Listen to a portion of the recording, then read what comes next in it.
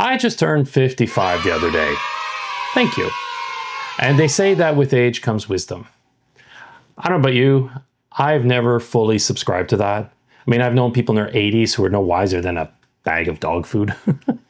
And folks in their 20s who floated around like wrinkle-free Yodas dispensing wisdom like Pez candy. Now, I say that because, to me, wisdom isn't just about age. It's about self-reflection. Yes, life experience matters, but a ton of candles on your cake doesn't automatically mean you've integrated what life's thrown at you. Emotional regulation, empathy, and perspective taking are also keys to wisdom, which means anyone at any age can be considered wise. And I'm not dismissing elders. Actually, I think it's sad how we treat them here in North America, but I'm also not pretending I'm an elder as well. Like, people tell me I have some wisdom and maybe yes, maybe no, but don't let the grays fool you. I still have a lot of learning to do. A lot. Now, what I do have is years of reflecting on the lies I've told myself repeatedly over decades. And yeah, I still do sometimes because human. Now, when I've shared these lies, the ones I've been telling myself, with others in the past, I've realized I'm definitely not the only one guest staying at Hotel Self-Deception. So today, I want to talk and walk you through 10 of the biggest lies we tell ourselves and some reframes to help you see through them. Hey, I'm Paul, recovering perfectionist, overthinker, and creative. And here on The Creative Alchemist, I basically talk about whatever's living rent-free here in my head. Lucky you. Writer Richard Bach once wrote, "The worst lies are the lies we tell ourselves. We live in denial of what we do, even what we think." And it's absolutely true. The biggest betrayal often comes from us. The call is very much coming from inside the house. Lying to ourselves is often unconscious and habitual, and it messes with us in big ways.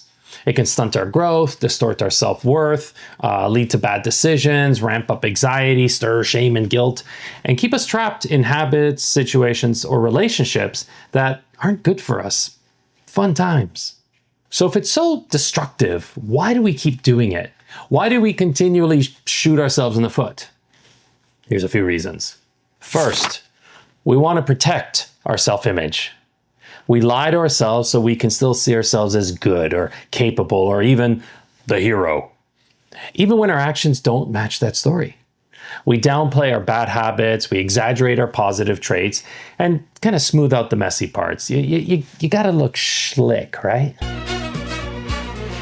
Secondly, we want to avoid difficult emotions. Self-deception can act like an emotional buffer. And if you don't admit the truth, you don't have to feel guilt, shame, fear, doubt, or jealousy, or whatever it is that you're avoiding. It's like sticking your head in the sand to avoid the tiger circling you. And it works until you feel the bites on your ass. Third, we want to justify our actions. We use self-deception to justify things we know aren't great. Maybe being distant, withholding love, ghosting someone, staying stuck, etc., etc. So we create a little universe for ourselves where we're always the do-gooder and everyone else is the problem. And lastly, we want to maintain the status quo. Change is uncomfortable, no doubt. Lying to ourselves can be a way to avoid the work of changing our habits, our health, our relationships. It's a way to stay in the comfort zone, even when it's clearly not that comfortable anymore. Sound familiar? If you're thinking, no, Paul, I've never lied to myself, I'm going to hold your hand when I say, you're probably doing it right now. Self-deception might give short-term relief, but it distorts reality. You bend the truth to fit your desires and avoid what actually is there. Keep doing that long enough and you are deep in cognitive dissonance, maybe even full-on delusion. And then next thing you know, you're looking at Cybertruck prices. Oh my fucking God. So let's walk through the top 10 lies we tell ourselves in no particular order. 1. If I had more time, I would do X. Now, this one sounds logical. Like, if I had more hours, I'd write the book. If I weren't so busy, I'd go to the gym and cook healthier meals. I've said these and more many times, more than I can count. And I meant it with like my full whole Aries moon chest out. But this lie is usually a cover for fear or disorganization or lack of clarity. We like the idea of doing the things more than actually doing them. We dream about learning the language or starting Muay Thai or launching that online business or whatever. But we don't want to burst the fantasy bubble by actually starting. And also it delays the risk of failing or looking foolish. And hey, if the timing is never right, you never have to be a beginner, right? So time isn't the real problem. Ownership is. We all get 24 hours.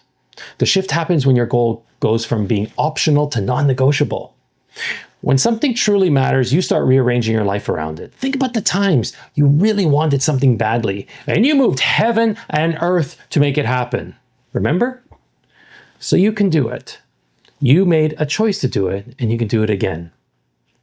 So the reframe for this one is you don't find time, you take it. You trade comfort for alignment. 2, there's something fundamentally wrong with me. This one stings a bit. This lie tells you you're broken, defective. It makes you feel like you're the dented can on the shelf at the grocery store that doesn't have a label. And to add insult to injury, maybe it's a bit rusted. And so we compare ourselves to others, how we look, how we think, how we socialize, success, etc., and conclude that we were assembled wrong at the factory plant. Now, this lie works because it's fatalistic. If you're broken beyond repair, you're off the hook, right? You don't have to take responsibility. And here's the twisted part. It can even feel special. Like, if I'm uniquely damaged, I get to be the martyr, the exception, the one case that can't be helped. And that brings attention and lack of responsibility. This lie can sound like, other people have healthy relationships, I'm too damaged, or I'll always self-sabotage, that's just how I was built. But you're not broken. You've adapted to pain in ways that once kept you safe, and those strategies just don't fit your current life anymore. The work isn't to fix yourself, it's to update those old survival codes. You are special, but not because of your wounds. You're special because of your strengths, your presence, your capacity to grow. The reframe here for this lie is, you're not broken. You're becoming visible to yourself. Lie number 3, and this one hits hard. I'm too late. It hits hard, especially when you get older, like folks like me. It's too old to start that business. It's too late to travel. It's too late to get married. It's too late to change careers. And while on the surface it sounds like acceptance, most of the time it's kind of like grief, kind of cosplaying as logic, you know what I mean? We tell ourselves we missed the window, so we can stop trying. Stop trying. Because trying means risking disappointment. And when you try new things, you will flop. You're gonna stumble. You will be awkward. That's how you get good. But embarrassment and uncertainty, for many of us, that feels dangerous. It's like an itchy sweater. I know this lie is a big one for me. So I'm listening to what I'm saying right here. We've all absorbed this predictable life arc. Study in your 20s, make waves in your 30s, master in your 40s, maintain in your 50s, and then you wind down after that. But real life doesn't work like that. People go back to and graduate from high school or college in their 60s and 70s. You've seen them. Some folks start businesses in their 50s. Some get married in their 80s. Some retire in their 30s and completely reinvent themselves. It happens. The idea of being late only makes sense if life is seen as a race, and it's not. It's a series of experiences and initiations that unfold when you're ready to hold what they bring. And ironically, the people who feel most behind are often the most prepared because they've lived, lost, and learned. So the reframe here for this lie is, you're not late, you're right on time for the version of you that can finally hold what you once only dreamed of. Or to put it more bluntly, you're not too late. Go do the bloody thing, will ya? Number 4 in this cavalcade of lies is, I'm not capable of X. Now this sounds kind of humble, right? I just don't think I can. But again, like many of these other ones, it's fear talking, thinking it's practical. I could never speak in public. I'm just not a creative person, or whatever it is you tell yourself. This lie keeps you inside the lines you drew for yourself, keeps your own lane, even when those lines are like suffocating and holding you back. It's easier to say, I can't, than I'm scared to learn. Sometimes it's about inherited programming, like we're not a family that goes to college, or we're not the traveling type. And we all know that kind of stuff sticks. It sticks to us. So this lie exposes a gap between desire and self-trust. You want to move forward, but an old voice still says your ambition is unrealistic or childish or even dangerous. The truth is this, homie. So write this down. Capability is a byproduct of commitment, not a prerequisite. Like you don't get flexible before you practice yoga. You become flexible by practicing yoga. So the reframe for this little devil is you're not incapable. You just haven't tested yourself yet. The proof comes after the leap. Okay, the fifth lie we tell ourselves, most common lies, is it's not a big deal if I do or don't do X. Like, I don't need to go to the gym today, it's just one day. Or it's just a small slice of cake, no big deal. This lie seems tiny and harmless, like a cute little ladybug, but that's why it's so powerful. It's disarming. It's actually self-sabotage disguised as indifference. It kills momentum by downplaying the importance of your next small action. So when you say it's no big deal, you lower the emotional stakes and you make it easier to drift from what you most want. On a deeper level, it can be a way to avoid your own power. You have power. Yes, you do. If your actions don't matter, then you don't have to face how much influence you actually have over your health, your art, your relationships, your integrity, or whatever it is. Your micro actions shape your macro identity. Every small yes or no is you teaching yourself who you are. They're like the zeros and ones of binary code, programming yourself and letting the universe know what you want or don't want. And so the reframe on this is simple. The small things are the big things. They're how you build a self you trust. Number 6. Oh, it's a doozy. This is just who I am. This has been a personal favorite for years, a classic in my vault. Whatever I did, I would claim, I can't help it, I'm a Scorpio. It sounds goofy, but that was my calling card for ages. And this lie sounds like acceptance, but it's actually resignation. It's a conversation ender. Like when you say, well, that's just who I am, what you're often saying is, don't expect me to examine myself. I'm not there yet, so this is what you get. So this lie can sound like something like, I'm not a morning person, or I've always been a procrastinator. Or the well-used, I'm just too real for you people. And these might feel like facts, but they're often stories that keep you from changing, right? They protect your ego's need for certainty. The unfamiliar version of you, the one on the other side of growth, all the way over there, can be scary. So you cling to the painful familiarity of the current you. And honestly, most of us are proof this is flexible. Like the I'm not a morning person will absolutely be up at 5 a.m. for a tea time or a flight. So it's not that you can't, it's just that you don't want to change the conditions that would make that possible. You're not a stone statue on Easter Island. You're adaptable. Your essence is your essence, sure. But most of your patterns are learned behavior, and learned behavior can be relearned. So the reframe on this one is, this isn't who you are. It's a role you've been playing, and you can rewrite that role anytime. All right, let's dive into number 7. Now, if at this moment you need a stretch, I wouldn't hold it against you. Grab a protein shake or maybe a lime green Jello, whatever it is that keeps you going. So now that you're settled, let's look at the I know what I'm doing lie. This lie is funny because Like, we all kind of know it's a bit of a bluff, right? Like, we say it when we don't quite know what we're doing and we just don't want anyone to notice. So, I've got this under control and I don't need advice. I already know this. Are ways we hide the fear of looking stupid or being judged or feeling exposed. Now, to be clear, there are areas where you do know what you're doing. Like, I know how to make hollandaise. I know how to write a post. And I know I could probably eat my body weight in Oreos.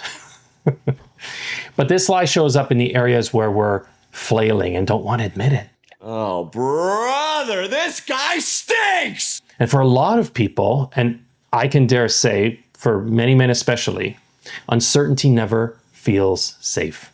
Control equals security. So pretending to know becomes like your Iron Man suit.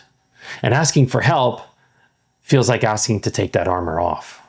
One of the best leadership shifts I made in terms of just my leadership in general is when I got into the habit of admitting when I didn't know something.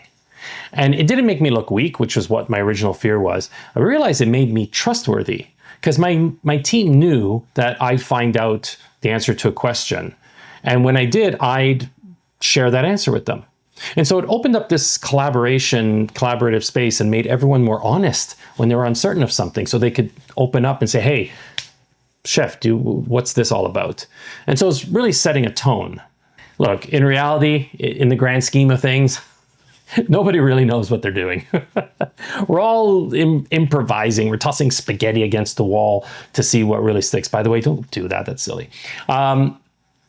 Life rewards curiosity more than certainty.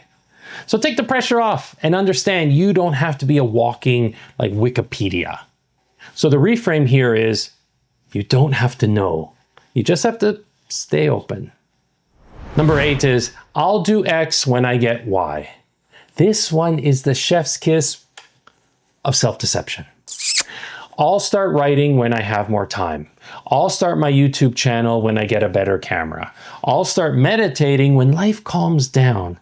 I'll set boundaries once people start respecting me. It sounds disciplined and practical, but it's still a lie. It lets you postpone risk, delay visibility, and keep your dream in a perfect, untouched fantasy state. Yes, some things do require conditions, like a down payment for a house, yeah. But I'm not talking about that. I'm talking about the conditions you invent to delay becoming who you already know you're meant to be. We've been taught that freedom and joy are rewards you earn after you've suffered enough. You suffer, so that when-then thinking feels noble. But often, it's just avoidance.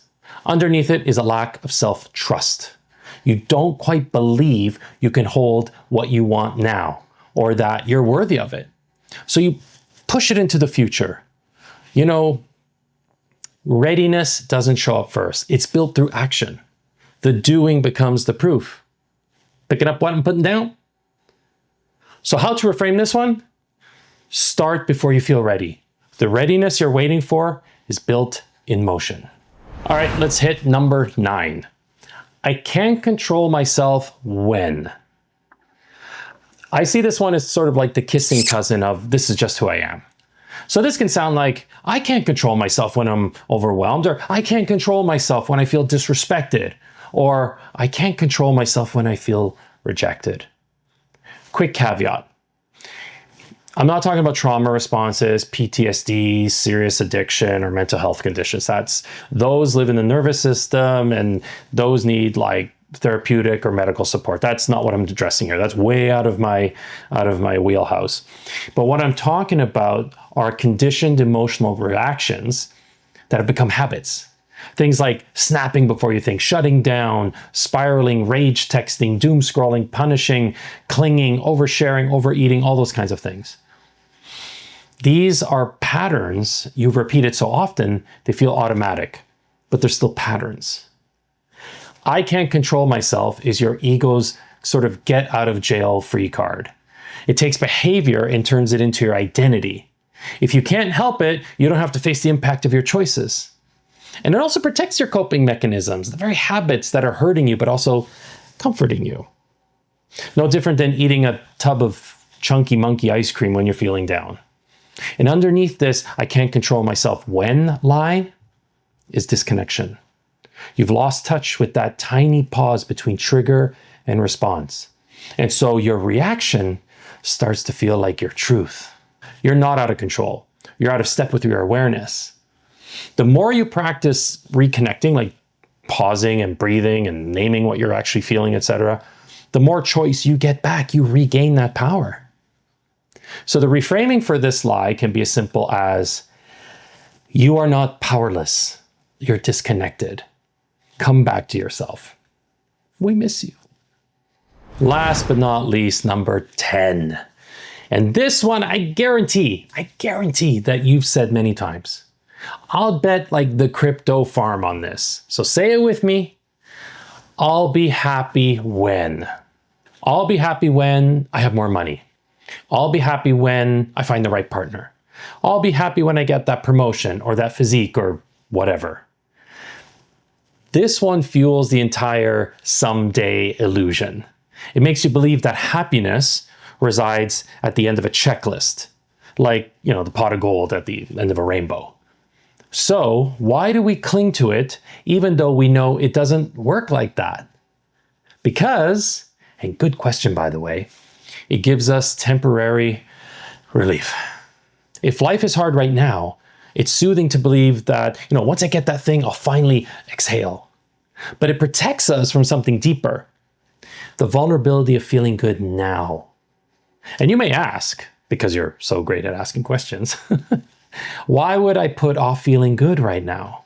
You see, to actually let yourself feel happy, you have to be present, open, willing to experience joy without guarantees. And for people who have been blindsided, hurt, or constantly let down, that can feel terrifying. Joy can sometimes feel like something that will be taken away, or maybe that we're not worthy of it. So instead of risking potential pain, we keep happiness in the future where it's safe and hypothetical. There's also a sneaky ego payoff. If happiness is something I earn, then I get to feel like I deserve it. Again, because we may feel like joy can't be easy and it can't come without struggle, we turn joy into a prize at the end of some marine level grade obstacle course, as if peace has to be justified. But happiness isn't waiting at the end of your to-do list. It lives in the way that you meet this moment. The joy you're postponing is already available here and now, but it just asks for you to be present and willing to grasp it and not feel like you have to be like some performing dancing bear to earn it. And so the reframe for this powerful common lie is, you don't earn happiness, you allow it. Stop bargaining with joy and let it in. So we've gone through some of the most well-known lies we tell ourselves. Now what? It's easy to consume content like this and think, that was very nice, very interesting, and then go off and do your thing, like whatever, sand your deck or play Parcheesi or whatever it is. You just carry on as usual, right? And if you don't want to change, that's your call. You do you, boo. No one's forcing you to do anything. Because, comfort zones are, comfortable. But they're also flat and airless, like Cybertrucks. I don't know why I'm talking about Cybertrucks. But if you do want to shift something, here's your homework, homie. Pick one lie. Pick one lie you tell yourself. And it might be from this list or something of your choosing, like, I don't really drink that much, or if it's not perfect, then what's the point? Or, no, he's definitely into me, I can tell. Pick the one that pokes at you. You know what I'm talking about. It's the one that just came up for you. That's the one. Now, I want you to ask yourself these questions. If you do them all, bonus points. If you just do one or two, that's fine. I'm going to have them in the description. You can also put them in the book. It's up to you. The first one is, what am I getting out of believing this lie? Is it protection, an excuse, certainty? Name the payoff. Be specific. Be as specific as you can in what it is that it's protecting you from. Second, what part of me created the story and what was it trying to protect? Often this comes from our past. The lies we tell ourselves All those stories that we tell ourselves are originally come from love, a way of protecting ourselves, right? But they're not meant to last a lifetime. So look at what part of you needed to create this story. Next, what's the cost of keeping this story for another year? So a little future casting. Like if I stay on the same course of action of thinking, what's this going to cost me? And I want you to be honest about the damage it could potentially do. So this is looking ahead, because when you do the same thing, thinking the same thing, coming from the mindset, guess what? You're probably going to get the same results. So how do we circumnavigate that? If my best friend had this story, would I believe it about them? Well, this is a good one. This is a good coachy kind of question, because it gets you past your self-bias. Because if you think you're about a friend of yours or a loved one telling you this, you'd be like, nah, come on. You'd give them the full Monty. You'd let them have it in a kind, loving way. But when it comes to ourselves, we don't do that. So imagine a friend has told you this. What would you say to them? Now turn it around, say it to yourself. Next question, what is this story helping me avoid? Ooh, what is this lie helping me avoid? That's a good one. Is it success, failure, intimacy, being seen, trying again? These, again, remember, they're protection. They're protective mechanisms. They're defense mechanisms. What is it protecting you from? And that is always going to give you a little insight into why it is you're creating that lie. And not only creating the lie, like maintaining it. Like, yeah. And finally, what would I do? What would I do, verb, today if I didn't have this story? So this is about action. And so what is one small step you would take? What would move the needle like 1% if you didn't hold on to that lie? And write that down. So start with these questions. Again, take one or two, whatever you can bite off right now. Gold star for all of them. But just enough to start loosening the grip on these lies that you have, because they're going to have a grip on you. And hey, if you like this kind of work, which I hope you do, I would love for you to join the wait list for a creative community that I'm putting together, where we'll talk about personal growth, creativity, of course, spirituality, mindset, emotional work, all that kind of stuff. It's something that I've been really working on and trying to get going. And the waitlist, I already have some people on there. Link in description, just sign up. And then as soon as I've got it going, boom, you'll be the first to know. And as far as links, if you want to look for me more, you can find me on Medium, TikTok, where I'm most active, and of course here on YouTube. Subscribe, like, comment, share, all the usual rituals. You know the deal. It genuinely means a lot. My current lie, right at the second, is that you're tired of hearing from me and that you need to get on with your day. So maybe I'll wrap this up. I'll run with that. Yeah, maybe I'll need to do the homework myself. Doctor, heal thyself. If this has been helpful, I'd love to hear in the comments what you got from this, or what lies kind of got a stranglehold on you, or anything else that comes to mind. All right, for reals though, thanks for being here. This has been The Creative Alchemist. Create often, create well.